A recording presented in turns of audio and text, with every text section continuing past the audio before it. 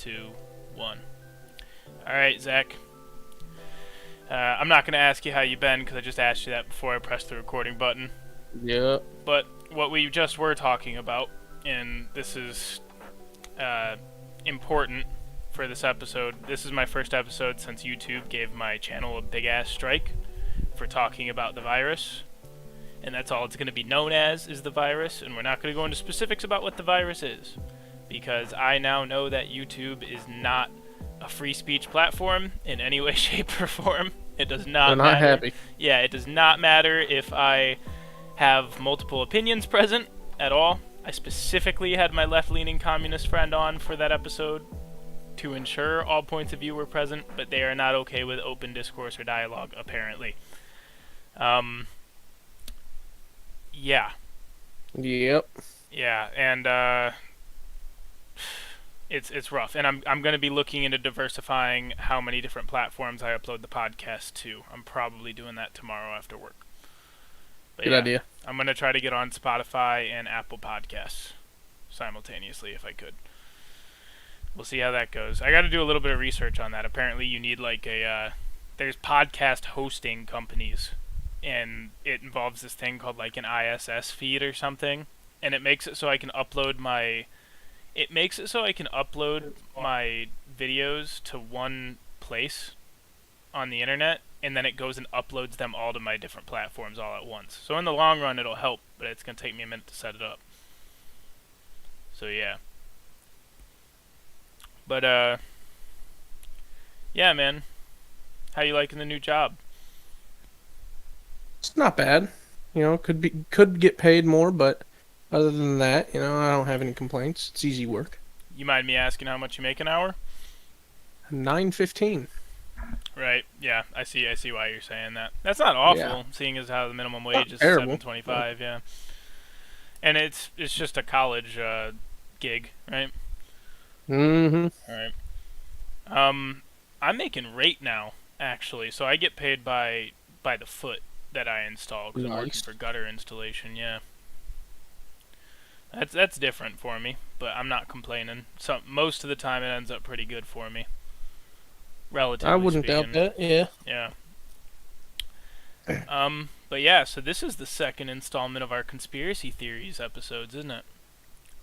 I believe it is. Yeah. Oh yeah. What kind of crazy shit you got for me today, dog?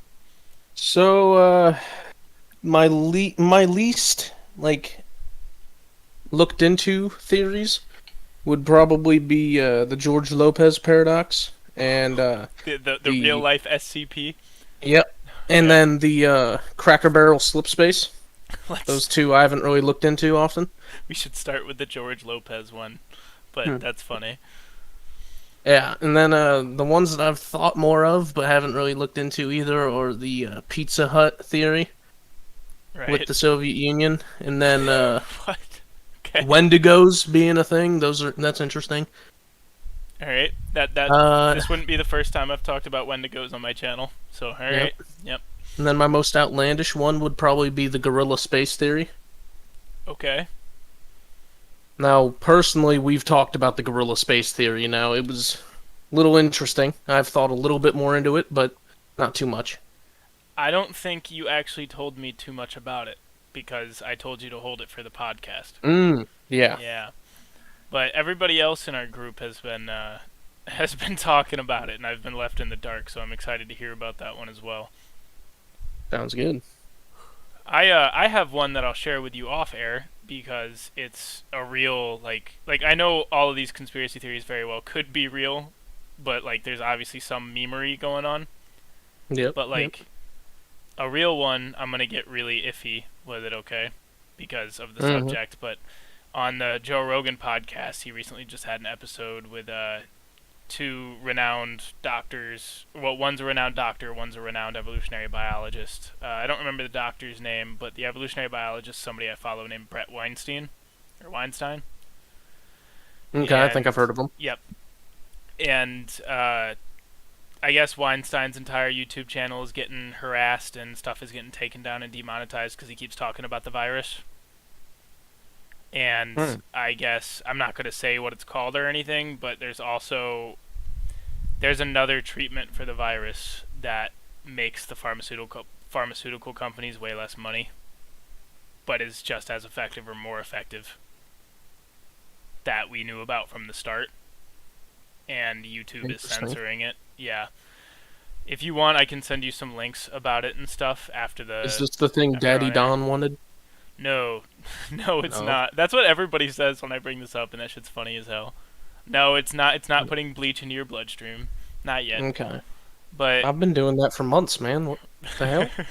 and you've been healthy the whole time. Yeah. But oh, let's not say the V word on the podcast either.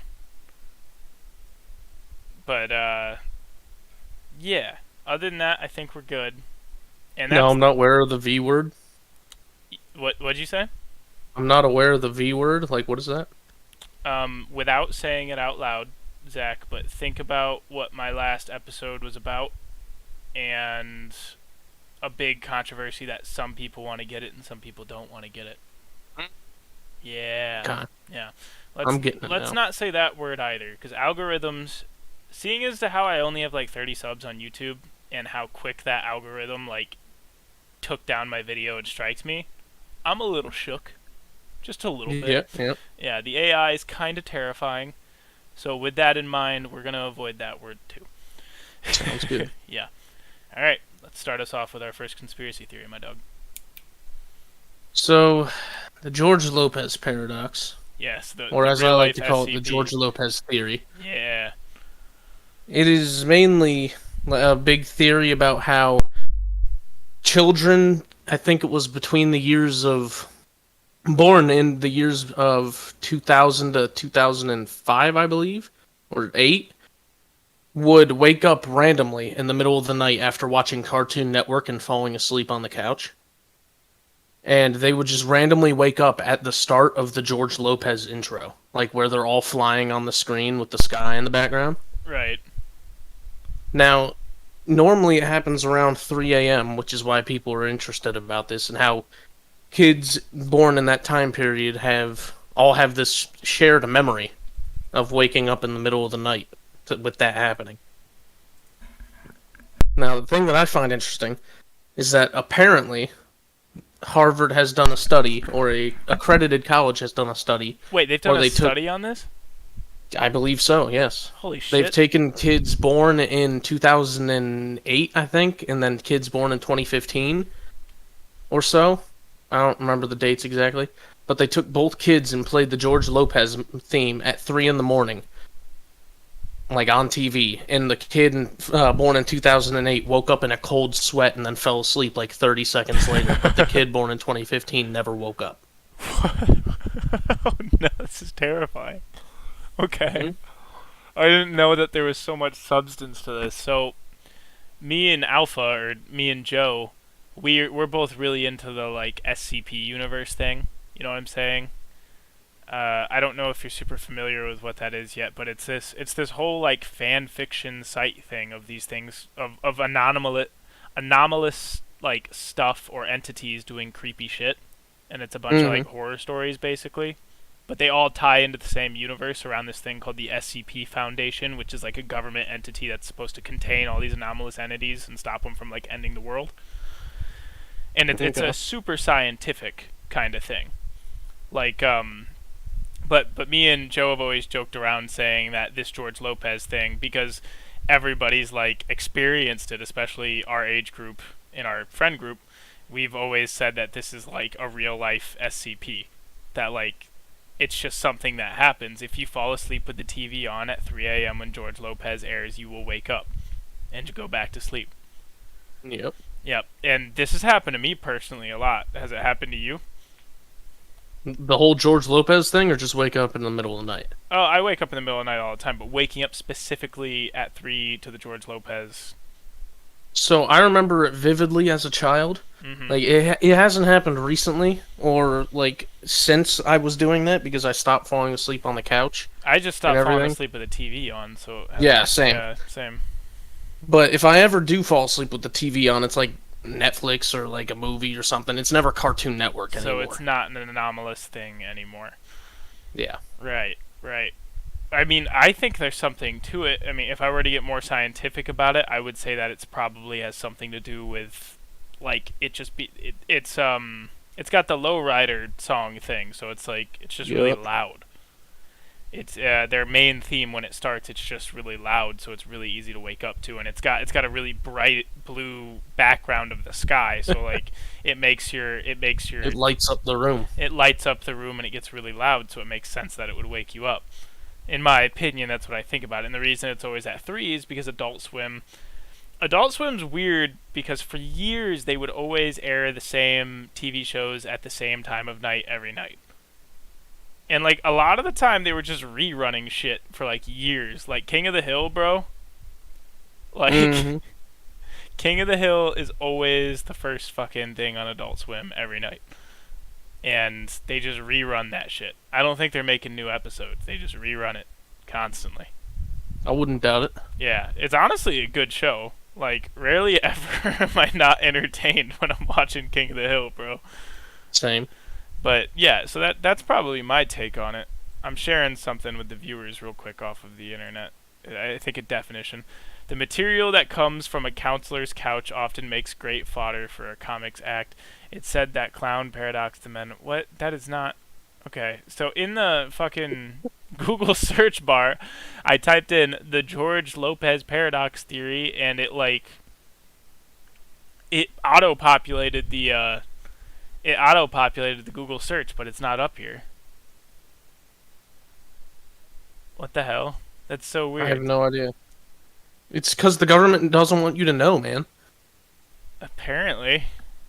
If this shit gets me another strike on my YouTube channel, I'm gonna get really upset. I'm telling you, man. That's how it is. Here, let me type this instead. Getting woken, one sec, up by George. Why is it gotta say getting woken up by George Floyd? What? Okay. It auto populates with the yeah. common shit. George Lopez at night. Let's see what that does. Waking up to George Lopez as a kid. I put out a variety of content. Okay, it's just YouTube videos and it's Reddit. So there's no official thing I can find, but you found an actual study? I did not find the study myself. I have heard statistics from the study. Where'd you hear that from? Give me a second. All right.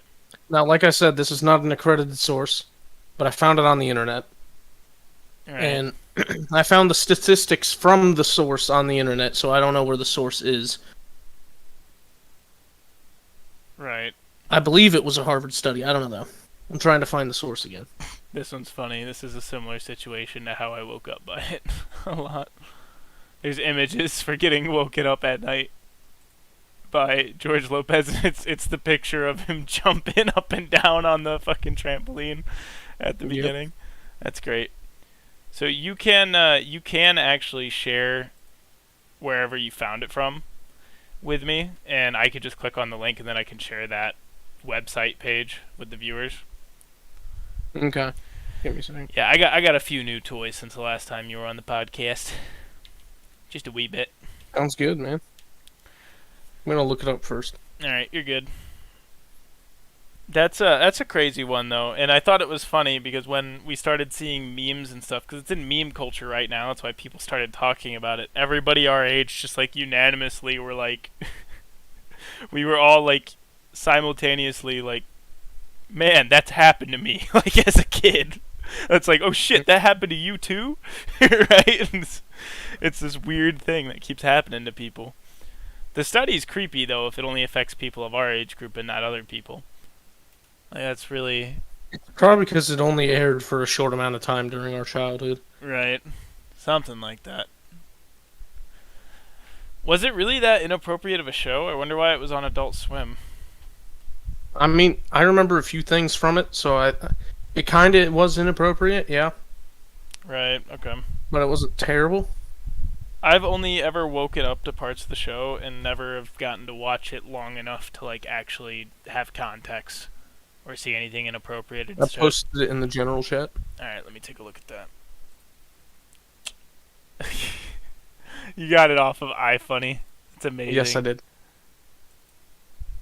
All right. All right. Here we go. Let me share this real quick. All right, bam. All right. Let's read it. The George Lopez paradox. It's a total freak show. Harvard have actually done studies on this. People all seem to have a very specific memory of this. For some reason, people remember this intro from the middle of the night. It gets even weirder. Kids born from 2002 to 2008 stated the exact same story over and over and over again.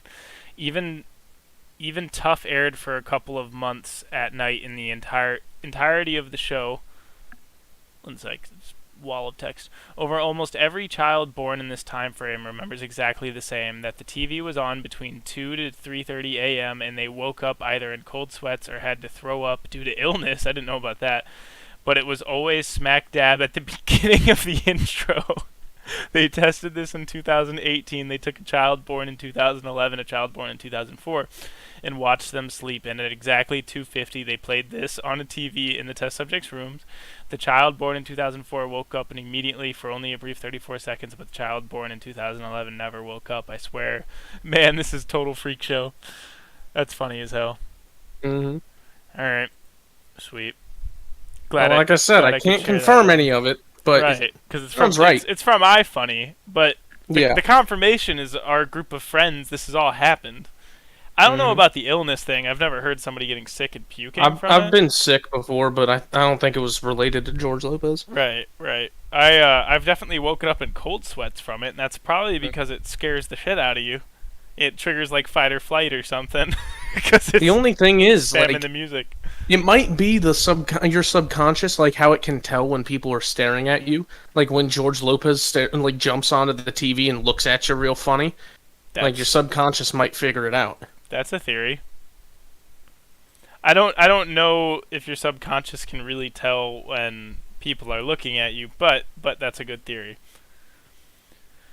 That kind of makes me want to look that one up. Hold on, let me look that one up. It's a decent theory. I feel like as a past psychology major, I should know that. Can your brain know when you are being watched? Let's check it out. Specifically, this study showed that we can detect that people are looking at us within our field of view, perhaps in the corner of our eye. Even if we haven't consciously noticed, it shows the brain basis for that subtle feeling that tells us we are being watched.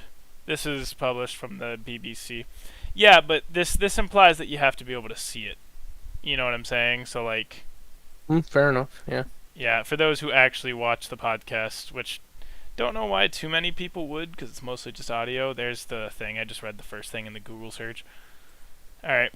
But, yeah, no, that's interesting. That's another theory to add to the list.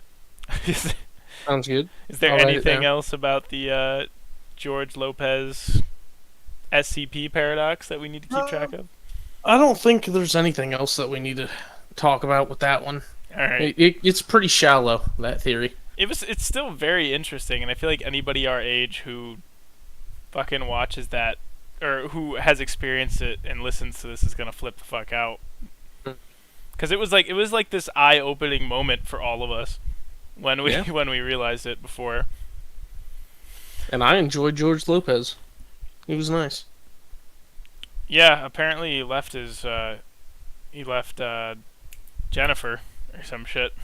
Really? Yeah. What an idiot. I saw something about it. Is there a huge age difference between them, or is Jennifer just like one of those non-aging actors like fucking Jennifer Aniston and Tom Cruise? Like, bro, well, Tom Cruise, he just takes the blood of the innocent. Yeah, actually, here's a conspiracy theory. This is more of a joking one, but like Tom Cruise and Jennifer Aniston, bro, look like dead ass like they're in their late 20s, and it freaks me out. I'd say mid-30s. Regardless, they still look young as shit, and I think they're both, like, old as shit. Like, I ain't lying. Especially Jennifer Aniston. Like, she still looks so, like, similar to, like, when she was on Friends and stuff, and it really fucking weirds me out, bro. Jennifer Lopez was never married to George Lopez. What? Yeah, they weren't married. How? Well, they're both Mexican, so So they just I share the feel like same that has name? something to do with it. Yeah. Bro, I've seen memes about them having had a relationship and stuff on He was iFunny. married to Anne Serrano from 1993 to 2011. All right, all right, They look very similar, huh? which is weird. Yes, that's very weird. I've even had people tell me that they were married and stuff before. I think, I always thought they were, but yeah, I never looked it up. I think a lot of people who don't follow the celebrity pantheon very close just like have been assuming that for a really long time. Yep. Either that or I'm just fucking stupid. But you know, that's why I'm not a scientist I and think I why might just I'm be retarded. Yeah. yeah. That's why I'm not a scientist and why instead I'm trying to host a podcast. Let's move on to the next Fair conspiracy enough. theory. So the next one is the Pizza Hut theory. Pizza Hut theory. Let's hear it. Now, if you didn't know this, Pizza Hut led to the fall of the Soviet Union in the 90s. Yeah. Okay. Okay. Yeah, like it's common knowledge. Okay. I don't know why people call these conspiracy theories. They're conspiracy facts. Okay. Like Okay, I just Alex don't get Jones. it. All right. So you know how in the 90s or late 80s, early 90s ish, Pizza Hut made it like a breakthrough into the Soviet Union and just started setting up Pizza Huts everywhere. No, I didn't know that, but that's funny. Nikita Khrushchev, I think, is who it was. The president of the Soviet Union was in a Pizza Hut commercial. Really? Yep. Were they like Now, were they like the only capitalist business to get into fucking I don't Soviet think they were. I communist think Russia? Levi Jeans also made it in. I don't know, I know that was but a big one when Levi's and McDonald's broke through. That those were really yep. big deals. But Pizza Hut specifically because they got the commercial deal with Khrushchev. I think is who it was.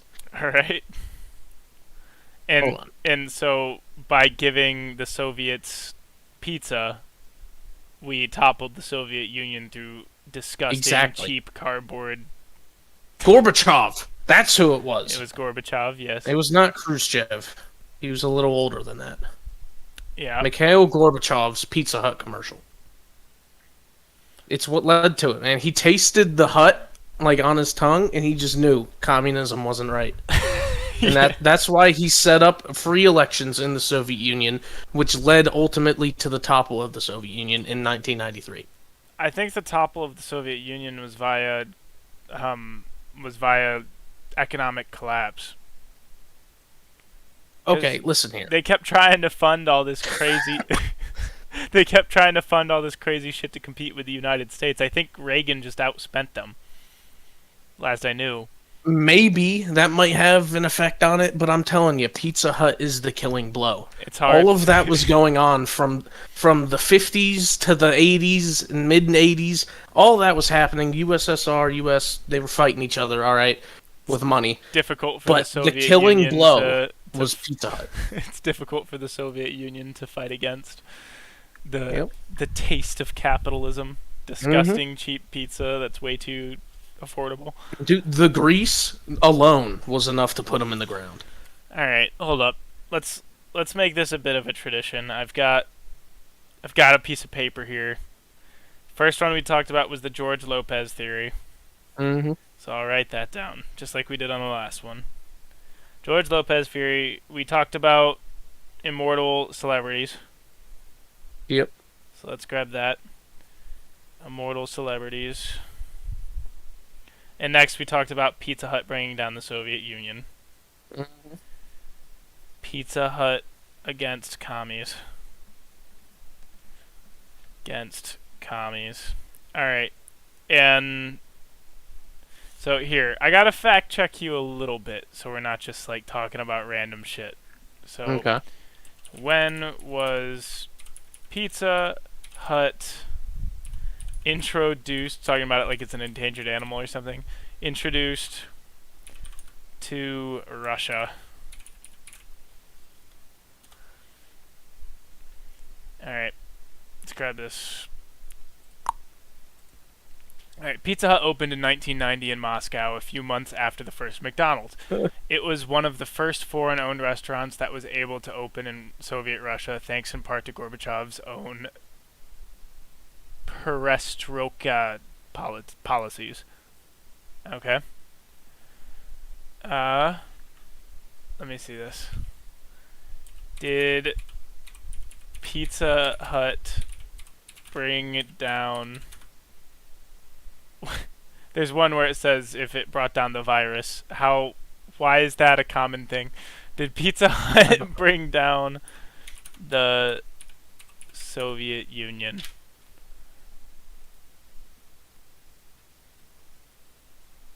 Alright, let's take a look at this. Yes, that was former Soviet leader Mikhail Gorbachev shilling for Pizza Hut in an old commercial. Every so often, an old Pizza Hut ad gets recirculated online, usually accompanied by incredulity and keen sentiment of what the fuck. This time is no different. Mikhail Gorbachev, yes, that Gorbachev, aka the last leader of the Soviet Union before its collapse in 1991, arrives at Moscow Pizza Hut with his granddaughter. Diners gawk at their former premier before a wide-eyed surprise devolves into an argument. Because of him, we have economic confusion, an older man exclaims. A younger man with blonde hair and an air of contemporary coolness counters. Because of him, we have opportunity. So Pizza Hut brought down the Soviet Union because they took the communist president or prime minister and put him in a capitalistic commercial to sell more pizza. And it's a foreign pizza company from the United States, which was their huge rival. I'm telling you, this is all fact. Like, the Soviet Union, which I said collapsed in 93, it collapsed in 91, like December 26, 91.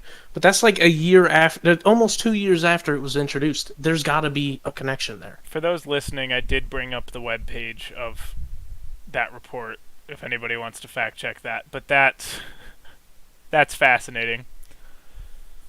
Pizza Hut, isn't that also the racist place because the founder said the N-word? No, or that's something? Papa John's. That's Papa John's. Okay. In that case, Pizza Hut is now the Liberty Prime of our timeline. It brought down the Red Menace. Holy shit! All right, Zach. Told you, man. What else do I need to learn today? What else do we need to learn? So, have you heard of Devil's Tower in Wyoming? No, I have not heard of Devil's Tower in Wyoming. What's that? It's basically the fossil of an ancient tree. Okay, now this sucker is huge. Alright, so if you look it up, I've actually been there in real life, which is why I know anything about it. Right. Let me see this real quick. There it is. Devil's Tower National Monument in Wyoming. Now, this sucker's huge, which is why I think it's a fossilized trunk of an ancient sequoia that before humans came to Earth in their spaceship, these things dotted the Earth like nothing man have ever seen before. You don't just get to casually say you don't get to casually say humans aren't from Earth and just gloss over that like it's normal. All right. Yeah, that's a different theory for a different day. Okay. Now, Devil's Tower, it's the fossil of an ancient tree, all right?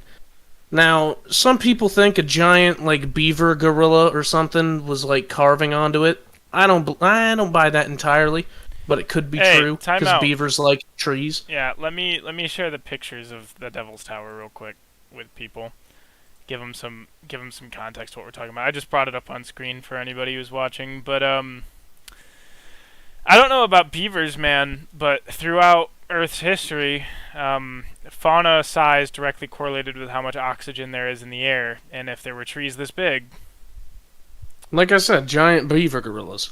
Giant beaver gorillas. Have you not heard of them? Oh, hold up. I see a Native American legend about the size of about a giant bear crawling on the side of it.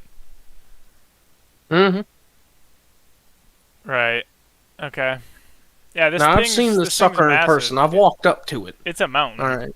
It's a mountain, as far as it's a giant fossilized tree. Okay. There? Don't you know that when the dinosaurs died, these giant trees were everywhere, and then they got fossilized by the carbon that fell through the atmosphere because of that giant asteroid?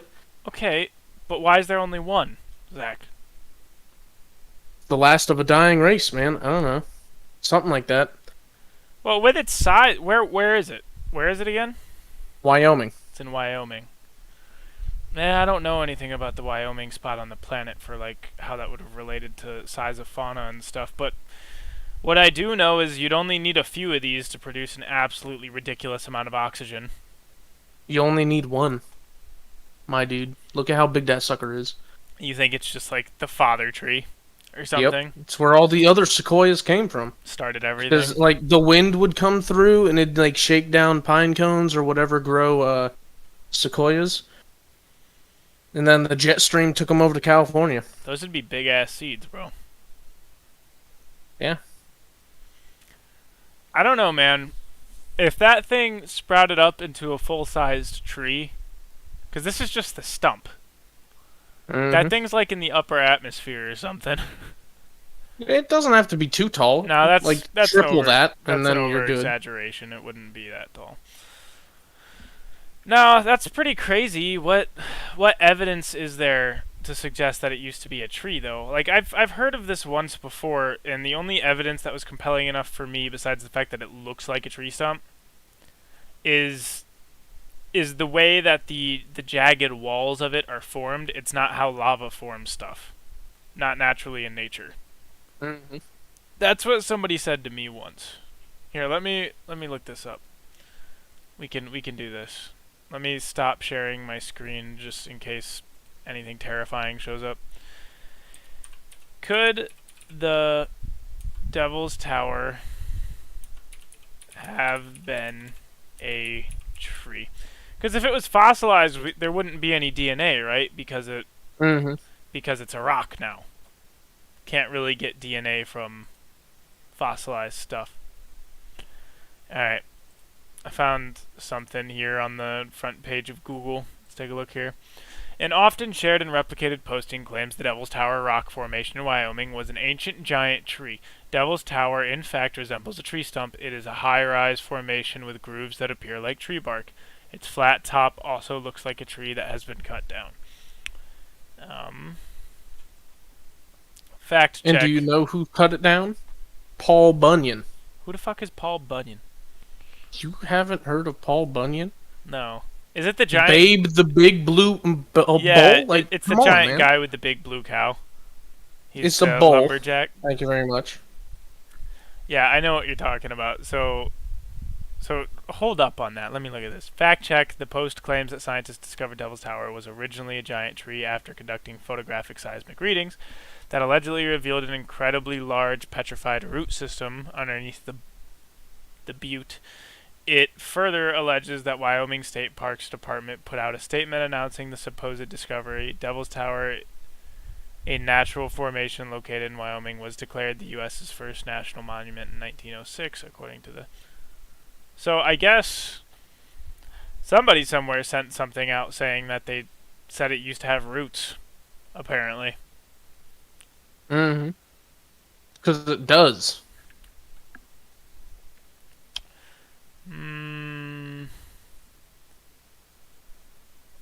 Let me check this out.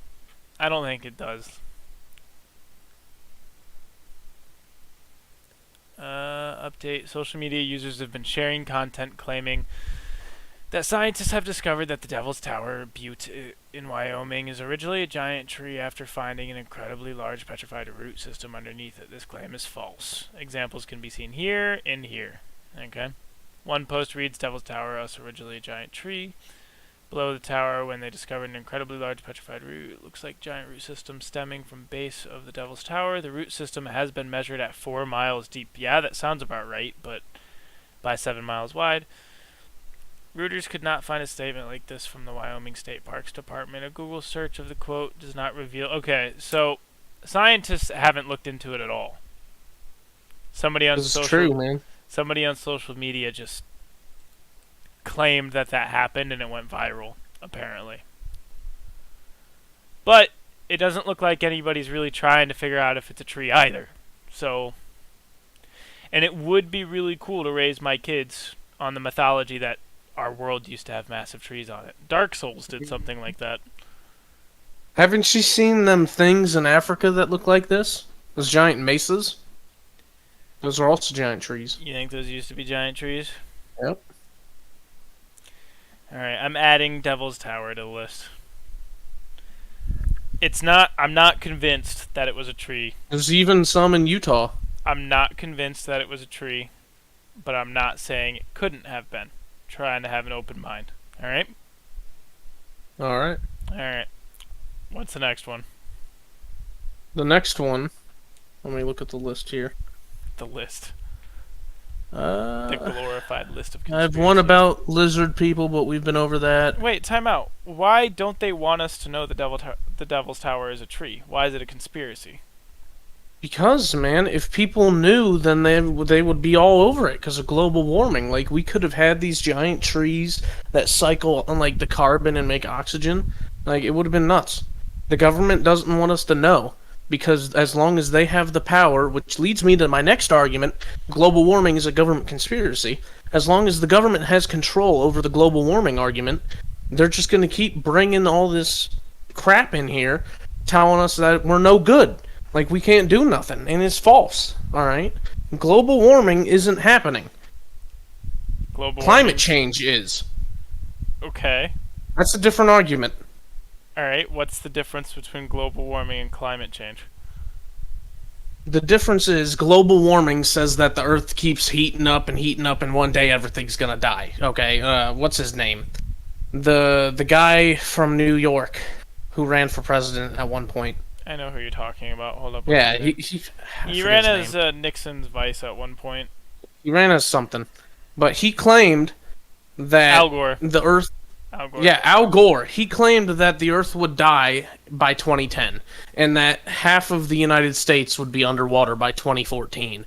And he kept adding on dates and saying all this crazy stuff was going to happen by whatever date. Well, and it's been they years told our since parents that. in school that we were supposed to run out of oil like 100 years like ago. 30 years ago. Yeah. Not 130, but These people are crazy.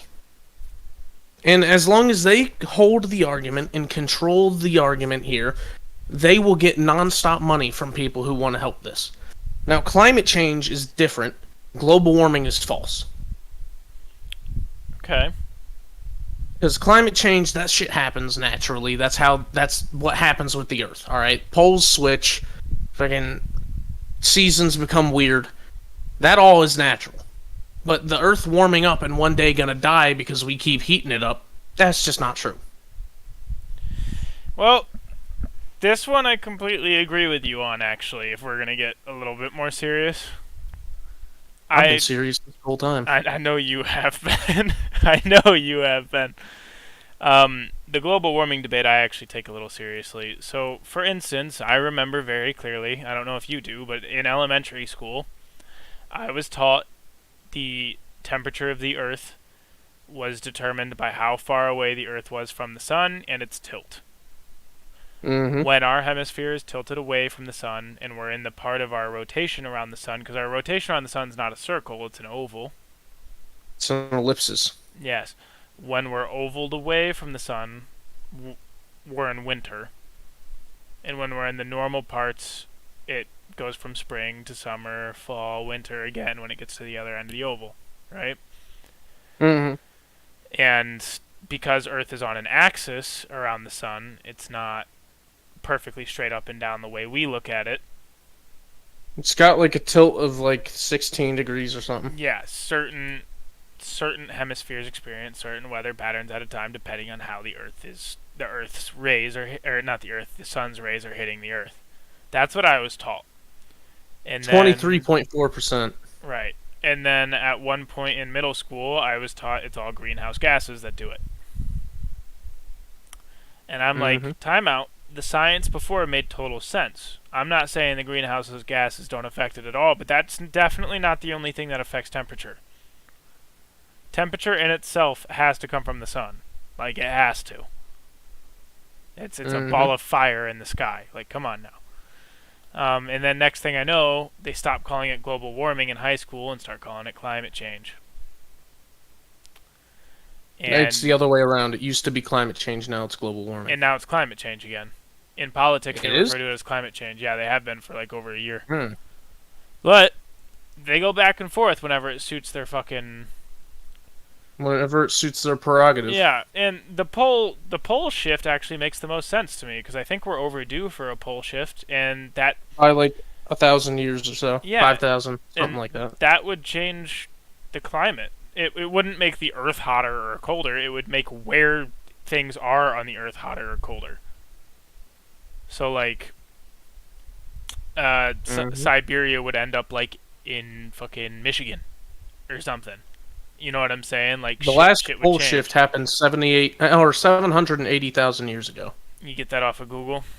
Yep. Here, let's look this up real quick. How often do pole shifts happen? Let's fucking share the screen real quick, so I know I'm not making shit up. A pole shift has happened many times in the past. Historically, pole shifts happen approximately every 200,000 years. The last pole shift was 780,000 years ago. That's a whole lot more than 2,000 years, Zach. Yeah, a little bit. That's 580,000. Yeah, I was a little off on that one. Yeah. I had the 5 right, it just wasn't in the right place. Yeah, that kind of, that kind of makes me think that maybe that's why the weather's fucking around. Just a little bit. And so quickly. Yeah, just a little bit. I'm going to go with the pole shift on that one. I'm not saying that it's okay for us to pump, like to get really serious and like as objective as I can. That. It's not good to pump carbon dioxide into the air and to pollute and to fuck things up. But that's not the main cause of this. Yeah, I don't think it affects the weather, really. I think it fucks up the environment. Look at Beijing, China. The amount of lung cancer that happens in China... They can't breathe. They can't breathe. Yeah, the amount of lung cancer and the amount of birth defects and all this crazy shit. And their solution to it is to create a big-ass dam that takes the carbon dioxide and puts it into their river. That's how they handled it in China. So, like... Yeah, that's... I'm not pro just industry destroying our planet, but I don't really think it affects the climate. And I checked, we need to work on nuclear fission, all right, or fusion, whatever the fuck it was. I agree with that, but everybody says it's too dangerous. Those people are crazy. I mean, for me, I think lighting shit on fire is a little dangerous too, and I'm looking at a light bulb, so it's like, you know what I'm saying? Like, if it wasn't nuclear power is perfectly safe. I think it can be perfectly safe if we manage it properly, but people are so the afraid nuclear of it waste, now. Which is dangerous. Right. Except we have ways of dealing with that. Right. I agree completely. I think nuclear is probably the way forward. That and solar. I think wind is a total fucking joke. But I think solar, nuclear, and making hydrogen-based stuff, if you could just dump water into shit, that would be pretty cool. That would be nice. Except you'd need a fuel to make it so that you could separate the oxygen and the hydrogen. Right. But that's a little difficult. A little difficult. Out of my wheelhouse. Same. Neither of us are chemists or physicists, for that matter. Yep. But last I checked, global warming, as in carbon dioxide, the whole theory of global warming, of humans making the Earth warmer via pumping carbon dioxide into the atmosphere, is a theory, and it's based off of the fact that since we've started producing more carbon dioxide, certain parts of the planet have been getting warmer. However, we don't have enough recorded history to know whether or not they're affected at all. There's never been a time in history where we've lowered the amount of carbon dioxide to see if it changed something. There's never been a point in history where we could record this kind of stuff without there being mass amounts of industry on the planet. Yep. Like there's nothing to compare it to, and that's the biggest hole in the argument, in my opinion. And I'm not even saying it's impossible. It's just not my leading theory about how I think the world works, frankly. But like, yeah, man, it's hard to be like, well, when we produce more carbon, the Earth gets warmer. Well, I'm like, we're producing more and more carbon every year on average since the dawn of human history. So it's really fucking hard to... The U.S. on average is producing less carbon now than it was 10 years ago. But not the rest of the world. The rest of the world is rapidly... China and India keep going up. Yeah, they're rapidly industrializing, and they need to get out of third world status in a lot of their issues. I'm not a big fan of China doing it because they're terrifying. But India, like, a lot of them live in abstract poverty because they're only an agrarian culture, and it would be pretty fucking awesome if we industrialized them so that they could have their own iPads and their own computers and their own podcasts and shit too. You know what I'm saying? Like, that doesn't bother me at all, and the way to do that is through industry. You can't just destroy all of their industrialization and technological advancement in the name of the environment if it's going to force a bunch of people to live in abstract poverty. The environment, man. Yeah. I mean, the real answer, in my opinion, is to move off-world. Fucking go live at Musktopia on Mars. That's sounds good to me, man. Yeah. But, still a little ways out from that one, sadly. Also, what's up? I think the whole argument against cutting down the rainforest down in the Amazon is total bullshit. Oh, because it's gonna fuck up the amount of carbon circulation? Because they're like, hey man, like the Amazon forest, it produces a lot of oxygen, man, and we can't cut it down. Well, I'm calling bullshit on that one, because according to NASA, them motherfuckers, the Corn Belt in the U.S. produces more oxygen than the Amazon rainforest does. So that actually is 40% more. So I don't want to see for those listening, I don't want to see the rainforests cut down or something. I don't want to see it cut down. It's just their argument's stupid. But all plants cycle through oxygen. Trees are fairly effective at it, but so are agrarian crops that the most effective thing, I believe, is algae, I think. Right, and a lot of algae is edible, so if we could just make a push to grow a bunch of edible algae, then boom, bada bing, we're regulating enough carbon dioxide. Mm-hmm. And something I like a lot is in newer cityscapes with architecture and stuff, we incorporate plants and landscaping all over the place. Good thing. Yeah, like look at roundabouts, for instance. Every roundabout has a fucking forest in the middle of it, dude. They still make me angry, though. That's what DJ was saying. It's just hilarious. He was all like, more roundabouts and less stop signs, it'd be better, but they don't use enough roundabouts, so it's still hilarious. Annoying. We have talked about us living in South Bend on the podcast before, but we're no more specific than that because, then people could be in danger or some shit if this ever went anywhere. I got you. One time I was having a conversation with DJ, and he was all like... I swear to God, if Buttigieg gets elected, I'm going to be so pissed. I'm like, why, man? I thought you agreed with some of his policies. He's like, I do, but he's going to install roundabouts all over the goddamn country. He's going to install roundabouts on I-80. God, it killed me, dude. I was dying so hard. Like, I thought that was hilarious. As somebody who's really, into politics and stuff, that killed me. I thought that was great. Hate booty juice. He makes me angry.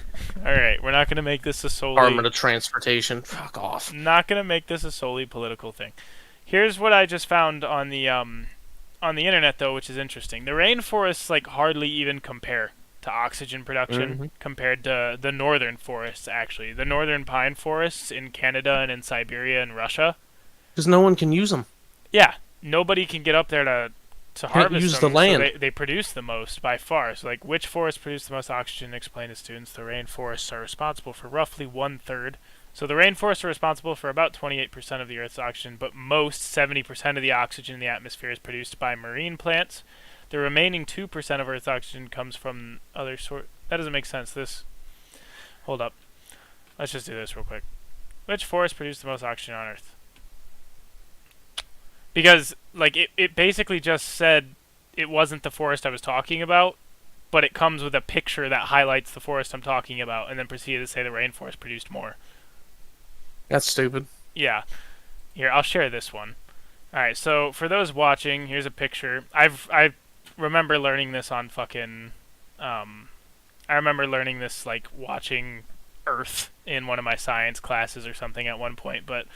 The highlighted green areas in northern Canada, southern Alaska, and running straight through Russia and northern Europe, that's the taiga forest, or boreal forest. That by far produces the most oxygen on Earth. It's not even the rainforests are hardly even on this fucking map. It's not even close. At all. And According actually, to it looks the like National Ocean Service, the ocean produces a lot. ocean marine life apparently produces a Yep. ridiculous amount of oxygen. 50 to 80% of the oxygen, apparently. Which that could be something we're actually fucking up. To be a little bit more objective about Yep. it, the amount of shit we dump in the ocean is terrifying. Dude, there's a giant, island the size of France just floating around with people's used toothbrushes and shit. Yeah, that shit's fucked. And then on top of that, they recently explored one of the deepest depths. Like, it's like the third largest trench we found in the ocean. Was it Christopher Nolan? I don't know about that. But when they did the Titanic thing. Oh, right. When they got to the bottom of this trench, though, they found our trash. I don't doubt it. In a place where humans have never been before in Earth's history. We found a bunch of our trash down there. So, like, we're definitely fucking the oceans. That's for sure. But, yeah, here's the graph for anybody who wants to look at it. This is coming from, Earth Images, revaimage.org. That's where this image is coming from. It was James Cameron. I had the wrong director. More statistics and stuff are coming from all these various sites that I'm showing you right here. But yeah, man, like I don't think carbon really makes things hotter. I think the Earth's been warming up. I don't think the Earth's been warming up really. I think where we live has been warming up. Where humans live, and I think other places are going to be getting colder. The hot places are going to be getting colder, and that's because where the equator is going to change. Where the sun hits most directly. Haven't you noticed that winter is lasting longer and starting later? I don't think it's lasting longer, but I have directly lasting longer into the year. Yeah. So like, I've been saying that for a while, and it kind of freaks me out. It's like winter starts like a month and a half later than it did when we were kids. Dude, it starts in like the end of November. It does, and it ends a month and a half later than like spring normally begins, and it's really weird. But I can definitely see it, and it's really weird that scientists haven't just talked about it. It's not a part of the agenda, man. It's been doing this like pretty steadily since we were kids. I remember it snowing in early October. Right here, yeah, it used to snow like crazy as soon as fall hit here in the Midwest, and now it's like a whole month and a half later than it used to be. It's bizarre. Mm-hmm. Obviously, folks, whoever's listening, that's pretty anecdotal, but like, just like the George Lopez thing, we both are visually seeing this every year, living here, and it's happening. If it's happening here, it's most likely happening in other places. Yeah. Something like the weather can't really be it's rarely ever excluded just to a certain region. Yeah, it's rarely ever just like a super small, isolated situation. Especially weather that has to do with like just general temperature, like storms and shit, wind patterns, that can be regionalized, but not this. Right. So I'll add that to the list. I'll add global warming to the list because we actually talked a lot about that one. Brought up some science and shit. Sounds good. But so ultimately, the reason it's a conspiracy is you think the global warming is a natural phenomenon, which I'm not. Climate change is natural. Global warming is a hoax. Right. Okay. Right. And you think the weather changing and the climate changing is a natural phenomena that politicians are hijacking right now to get more votes, basically. Hell, I think, if I remember the statistic correctly, I think it was like 100 or 200 years ago-ish, like it snowed in March in the UK or someplace, and it ruined crops because they didn't expect it to snow that late, that late in the year. Yeah, but if that only happens like, shit was once, happening like this. If that only happens once, like one, that's anecdotal. We don't have the statistics in front of us right now to show them. Fair enough. But and it's also, if that happens once, that doesn't disprove like climate change. Like I fuck with Jake every time it snows like way too late in the year. And I send him a picture outside, and I'm just like, global warming my ass, right? Like every time. But I know that doesn't disprove global warming. It's me just fucking with him. But when I can do that every year, which I have been, that kind of starts to fuck with it. When we get a polar vortex when it's supposed to be spring, every fucking year in our area, that's getting weird, man. Mm-hmm. Dude, on June 2nd in 1975, it snowed in Great Britain. That's weird. Yep. In June. It said 1925. 1975. 75. Yeah, that's more recent. Yeah. I mean, that might have been the start. You know what I'm saying? Like, I think it was just a one-time thing, though. that might have been the start of what we're starting to see with winter lasting longer and shit. Longer There's into the extremes year. on both ends of it, so I it wonder, makes sense. and we're recording the heat and stuff up in the Arctic where shit's starting to melt. And that would make sense for it to move south. For it It's to starting be to getting melt, colder here. but we're also generating more ice, too. Right, and I do know that as well. So it's... And not to mention, like, after seeing the virus, right, we're going to be vague with this one, it's clearly the scientific community can be bought if there's a capitalistic... And this is hard for me to say, I'm very libertarian and I like free industry, but clearly the scientific community can be bought and made to make fake statistics to get what they want. Clearly.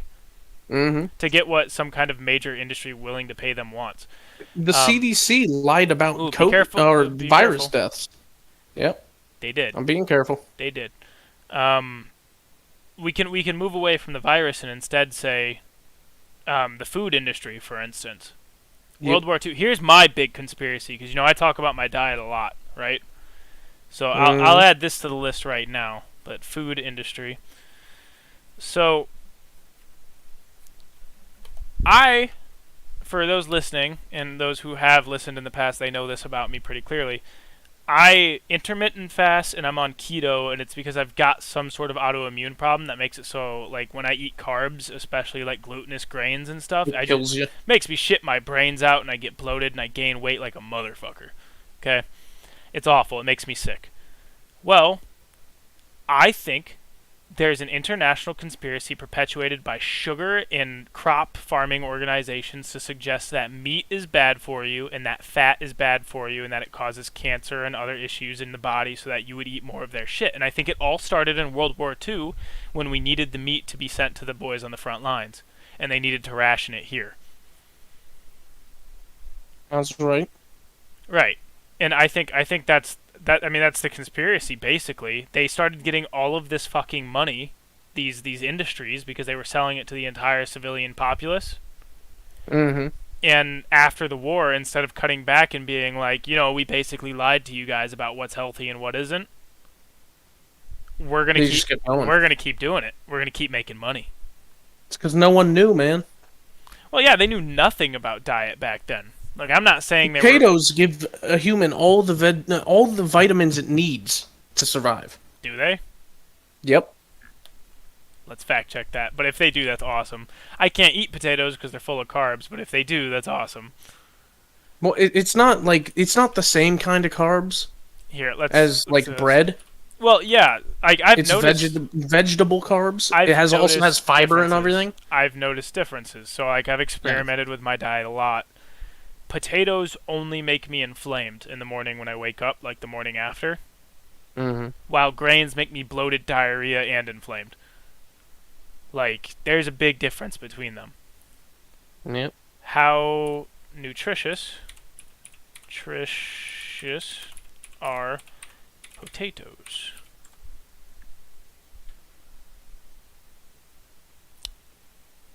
Do potatoes have nutritional value? We'll do this one real quick. Hold up, didn't mean to open up that tab. Okay. Fucking pull this shit up.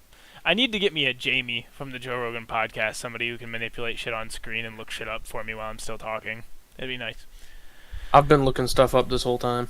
Right, but like somebody who can bring it up on screen. On the Joe Rogan podcast, he's got this huge ass flat screen in his fucking interview room or recording room. And he's got a guy named Jamie, young Jamie, who just like fucking sits there and looks shit up and pulls it up and throws it on screen and stuff while they're talking, so they can fact check everything as they're going. But here. Yeah. Potatoes' nutritional value. Potatoes are a good source of dietary fiber, potassium, vitamin B6, and vitamin C. So, yeah, they do actually hit most of the minerals you need from vegetables. If you pair this with a good source of like red meat and stuff, you can get enough iron and a bunch of other stuff. You're probably not getting everything you need, but this... you're not getting every single thing, but most of the things you need. This covers a lot of it. You can survive. Especially, I would definitely want to pair it with meat, but yeah, for sure. Yeah, this isn't making for a healthy lifestyle, but you can definitely survive on this. However, I definitely wouldn't try to survive on a loaf of bread. How nutritious is a loaf of bread? This is why the Irish were so needed by the English back in the day. Because they needed damn potatoes? No, it's because Irish, like, farmers and basically everyone who was poor in Ireland ate a lot of potatoes and as much meat as they could get. They didn't really have anything else in their diet, which made for that combined with all the laborious activities like farming, moving shit, all that kind of stuff. Mm-hmm. It created a breed of human, basically, that was super fit and also had a lot of nutrients in their system. The Irish? Yep. I didn't know the Irish were known to be super fit. Well, they're not like super fit, like they're not superhuman, but they're definitely not weak as fuck. Right. Nutritionally, bread is categorized as a source of grains in the food pyramid and is a good source of carbohydrates and nutrients such as magnesium, iron, selenium, B vitamins, and dietary fiber. I don't really know what selenium is either, but I know everything else. Sounds a little scary. What I know is the magnesium and iron can be gotten from meat. I don't know about B vitamins, but the dietary fiber, I mostly get that from plants. Like, yes, grains are plants, but I get that from, like, spinach. Spinach is delicious. That's how I do. I love spinach. It's amazing. Dude, alright, we'll derail for a second. I learned how to make the most amazing spinach tortillas. Yep, I think I've seen the same video as you. The super jacked guy on TikTok? Yep. Yeah. For those listening, I haven't tried it yet, but I'm going to try it tomorrow after work. You get out a blender, you throw 3 eggs in it and a huge handful of spinach, blend that shit up, pour it on a pan, and next thing you know, you got a spinach tortilla. It's amazing. It's delicious, for anybody interested in that. Yeah, it looks freaking amazing. All right. Yeah, I mean, that's the food industry one for me. I think we've been lied to saying that we need to eat all this other stuff that we really don't need to eat. I think recently it's been proven that human beings can survive on way less food than what we eat, and less variety of food. I just enjoy tasty food. Oh, me too. I love it, man. Because I can make it. Yeah, believe you me. Yeah. But, fucking yeah, so that's my conspiracy I added to the list. You got another one? I mean, I just want to throw out here first, before we get on to anything else. What's up? There's a common theme we're hitting here by the end of every conversation about these things. That the damn government's lying to us about shit? Yes. Yeah, exactly. That's how the government is who to blame. And this is where I am launching my platform for state government. Yeah? I will lead this country to greatness. You'll bleed it to greatness? I will lead it to greatness. Oh, okay. I thought you said bleed it. What are your presidential, or not presidential, what are your political policies in which you're going to use to lead this country to greatness? We can hit this on another time. We need to get back to conspiracy theories. All right. What's the next one? Conspiracy facts. We'll make this our last conspiracy, and then we got to tie them all together, like in a story. Sounds good. Yep. So the Wendigo. The Wendigo, yes. I want to hear about this one. Now, if people aren't aware, Teddy Roosevelt, Big TR, he created the National Park System in 1903 or something. I don't remember the exact date. But he created the National Park System. And I believe that the more and more the population gets urbanized and like industrialized, the more and more, or the less and less land these Wendigos and skinwalkers and everything have had room to grow and live. Right, so where else would they be going other than national parks? Time out. I like where you're going with this, but let's share this real quick. Just giving them a general definition of what a Wendigo is and shit. Fair enough. All right, let's pull it over there. Okay. Wendigo is a mythological creature or evil spirit which originates from the folklore of First Nations based in and around the East Coast. I can look up more. Yeah, I can bring up the whole Wikipedia page. They're First cannibals. Nations and around the East Coast forests of Canada, the Great Plains region of the United... So basically all over North America. And the human-like characteristics... Oh, and Great Lakes region of the United States and Canada, which is us. Grouped in modern ethnology as speakers of Algonquin family languages, the Wendigo is often said to be a malevolent spirit, sometimes depicted as creatures with human-like characteristics which possesses human beings. The Wendigo is known to evoke feelings of insatiable greed or hunger, the desire to cannibalize other humans, as well as propensity to commit murder in those that fall under its influence. At odds with its portrayals in the 20th century and 21st century settler culture, in indigenous representations, the Wendigo is described as a giant humanoid with a heart of ice. A foul stench or sudden unseasonable chill might precede its approach, possibly due to long-time identification by Europeans with their own superstitions about werewolves, for example, as mentioned in the Jesuit relations below. Hollywood film representations often label human-beast hybrids featuring antlers or horns with the Wendigo name, but such animal features do not appear in the original indigenous stories. In modern psychiatry, the Wendigo lends its name to a form of psychosis known as Wendigo psychosis, which is characterized by symptoms such as an intense craving for human flesh and an intense fear of becoming a cannibal. Wendigo psychosis is described as a culture-bound syndrome in some First Nations communities. Other symptoms such as insatiable greed and destruction of the environment are also thought to be symptoms of Wendigo psychosis. Coltrane actually has an interesting theory about the Wendigo. Let me take that off screen real quick. He thinks that maybe it was a type of virus, kind of like mad cow disease, like a type of protozoa or something, that infected people and like rabies or mad cow disease and made them eat people, basically. But it also had some leprosy in it. You know what I'm saying? So it made your skin rot and shit. And that's what Coltrane thinks it is. And I think it was mainly just a cultural thing, like getting off the topic of conspiracy theories. Yeah. Being like legit here. Like I haven't already though, but I think it's a cultural thing with these indigenous like tribes and everyone, where they don't want people eating other people. So they start making these stories about cannibals that once they get the taste for human flesh, they can't go crazy. They can't stop, and they and then they start eating other people, eating their friends and family and everything, and then they turn into these horrible beasts. I think that's where it comes from. Well, I know there's been a lot of times throughout human history and Native American history where great famine happens during the winter. Yep. Which is why they have a heart of ice in the mythology, right? Mm-hmm. But go ahead and continue with the conspiracy theory aspect of it.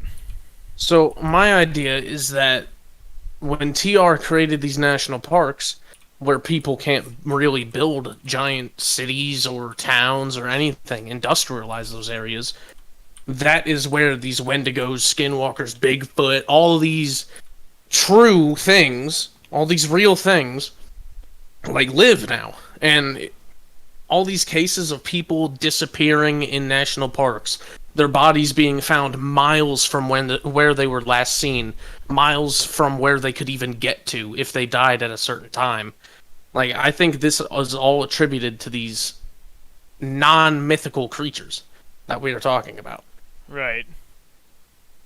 And like they would be found with I guess defects or scars, bruises, cuts that would mean they died somewhere, and then all of a sudden, like, how would they move all this distance if they were already dead and hurt that bad?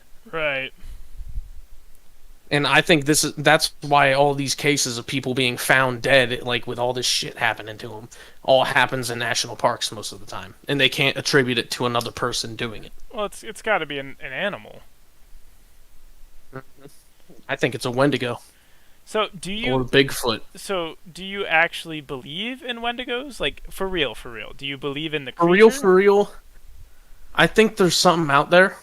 Yeah. Not sure it's a Wendigo. It might be like a Skinwalker or something. Mm-hmm. Like, I don't think that other people are out there in the national parks eating people. Right. But, like, it's got to be something like that. I believe something exists just because so many Native American cultures that were, like, on other sides of this continent from each other believed in the same story. Exactly. And where would they go once all these cities popped up? Yeah, that's really scary to me, personally. And so you think the president created the national park system in an attempt to contain these things? Maybe. I'm not saying that's it for sure. I'm thinking like it's great that he made these parks and everything. I believe that this is like one of the only things the U.S. government should be funding. But other than like the military, other than the military and like the FDA, because they actually do stuff. Mm-hmm. And I think it's amazing that he did that and everything, TR and everything. But it's a good theory that he did this to contain that, so that they wouldn't be out there just chilling in sewers in cities killing people. Right. And I mean, how biological they? Because I kind of believe in them too, just because of how widespread the legend is. Right. Mm-hmm. Because of that, how to explain it? My question is, what are they really? Are they biological only? Are they scientific? Or are they supernatural? I don't really believe in the supernatural, man. I don't believe in the supernatural because nothing Yeah. of the sort happens to me. Mm-hmm. I don't wake up at 3 a.m. randomly thinking, "Oh, like dead people are in my house." But I believe none in, of that happens. I to believe me. in certain levels of the supernatural, but I have my own scientific theories of what it is. I'm not superstitious. I'm a little You're a stitious. little stitious, and about the Wendigos, you a little stitious. Yes, a little stitious. I'm a little sus. I'm pretty sus of the Wendigos too, like really sus of the Wendigos. And so it's a conspiracy that these national parks and forests were founded in order to contain these things, so that they would have a place I to wouldn't range. involve that in this theory per se. I think it just so happens that it works out that all these things go into the national parks because that's where people are and it's not industrialized. It's a place they can hunt without it They can yeet people. without it Yeah, being in civilization. they can jump them for their J's. Right, they can jump over their Jordans or Tims. Yep. Right, sounds about right. All right, man. Here's the list. Well, actually, first let's talk about this. Just because I pulled up this list and it's interesting. Okay. Top 10 incidences of cannibalism in human history. Ooh, I like this. So, the siege of Mara and Antioch. Mm. Though this list already covers the Crusades, we couldn't resist including two of the most famous sieges. You'll see why. Starving Christian troops driven mad by hunger during the siege would reportedly cut off pieces of their slain opponents' buttocks before frying them, sometimes in their haste to literally eat their enemy's ass. Funny thing is, that is the most edible part of a human. That's weird. They would consume undercooked meat and would become violently ill. Other tales speculate that the Crusaders boiled adults alive and even roasted children on spits. Oh god, because when God's on your side, you can do anything you want and no consequence, apparently. Yep. Alright. St. Francis raid. The village of St. Francis, Canada, was raided in the latter half of 1759 during the French and Indian War. Though not commonly known detail of history, the raid should be so simply due to the fact that Robert Rogers and his men carried out one of the most viciously brutal raids in history. Robert Rogers and his rabid raiders are said to have ransacked the village before scalping and killing any prisoners they took. I think this was against Native Americans. But all of the killing took its toll on Rogers' men, and their intense hunger caused them to feast on the raw flesh of their recently killed. Alright. Next one. The Chinese famine. Oh god. This is in 1959. Chairman Mao's Great Leap Forward. So for those listening, this was the Chinese Revolution in China when the communists took over the current regime today. Chairman Mao's Great Leap Forward pretty much screwed half of China since it left millions of people in the country without food, which, as you'll know if you've been reading the other entries on the list, is never a good thing. As detailed in the book Hungry Ghosts, for some people the hunger was simply too much to bear, and cannibalism became their only choice. It wasn't long before human flesh became a market staple, and there were even stories being thrown around of parents swapping their children with other people. Why? So that they wouldn't be burdened with the sin of eating their own child. They'd instead be condemning them to certain death and murdering someone else's child, which must have been much easier on their conscience. I'd see it as easier. That's fucked. It's fucked, but it'd be easier than looking your kid in the eyes and seeing them. The Ukrainian famine of 1932. The Ukrainians happened too. This famine is believed to have been almost entirely man-made. The year 1932 saw virtually a food produced... Wait. this year 19 saw virtually all food produced by Ukrainian farmers being forcefully taken by the USSR, leaving millions without sustenance, the vast percentage of whom simply died of hunger. One largely unreported fact was just how many Ukrainian citizens resorted to cannibalism. A certain story tells us of a man who murdered his wife and calmly cooked her body in a soup, while others tell of children and babies who were eaten alive by their starving families, all of which took place while the smiling, jovial face of Joseph Stalin was being beamed around the entire world. Yep. Number 5, the Japanese in World War II. Yeah, I knew about this, actually. While Soviet citizens were being forced to eat their fellow men in Leningrad, Japanese soldiers the world over were doing essentially the same thing. The only difference was that they didn't always do it merely because they were hungry. Victims, invariably prisoners of war, were coldly killed and their bodies then completely stripped of all consumable flesh, usually leaving only their hands and feet untouched. Okay, but this wasn't always the case. Some unlucky victims had the meat ripped off of their arms and legs while they were still alive, after which they'd been thrown into the pits to die. Okay, alright. Sounds like something they'd do. Leningrad. It's safe to say that the siege of Leningrad, this was during World War II for those listening, in Russia, tested the limits of human hunger. Food was so scarce that citizens would peel wallpaper from the walls in order to scrape off and eat the glue holding it in place. With virtually no food remaining anywhere in the city, cannibalism didn't just become an option, it became a way of life. It ran so rampant that the police had to set up a task force to combat it, and parents wouldn't let children leave the house due to their fear that people would kill and eat them. Half-eaten bodies actually littered the streets. The Tang Dynasty in China. The Tang Dynasty in Chinese history was too expansive to cover the list, so we'll just focus on the aspect of revenge cannibalism. Yes, revenge cannibalism was a real thing. Annoyed townspeople would sometimes beat a corrupt official to death and eat his flesh. It also wasn't uncommon for criminals to be punished by having their heart pulled out purely so that the overseeing official could eat a small piece of it. Alright, and then the next one talks about the Crusades. The next one, Regina v. Dudley and Stevens. The case of Dudley and Stevens is a landmark British case. Oh, I guess 2 guys got stranded on a boat and somebody got eaten.